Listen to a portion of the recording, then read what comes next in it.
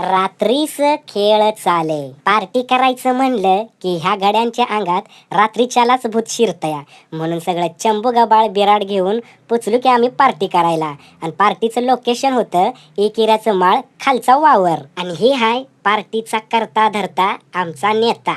नेतानं पुढाकार घेऊन चिकन चांगलं खसा खसा असं धुवून घेतलं. मग म्या बी तवर इकडं धुतलेल्या चिकन मध्ये सगळा मीठ मसाला हळद कोथमीर दही टाकून चांगलं कच्चा कच्चा गद्दा गद्दा असं हलवून घेतलं. आणि ते मॅरिनेट का फॅरनेट म्हणतात ते तसलं करायला ठेवलं. तवर नेतानं इकडं चूल पेटवून चांगला टाकोऱ्याच्या वर एवढा आग लावला होता. कन हे व कन हे कहा से वो आया. आणि झाली की मग पुढची प्रोसेस चालू. आणि टाकलं की मग आम्ही चिकन शिजाय असलं तरी दार चिकनचं कालवण केलं होतं. आणि इकडं बघा चिकन बिर्याणी. भारतात केलेल्या बिर्याणीचा वास लंडनला पोचला होता. आणि तिथनं ही पोरगा आलं होतं.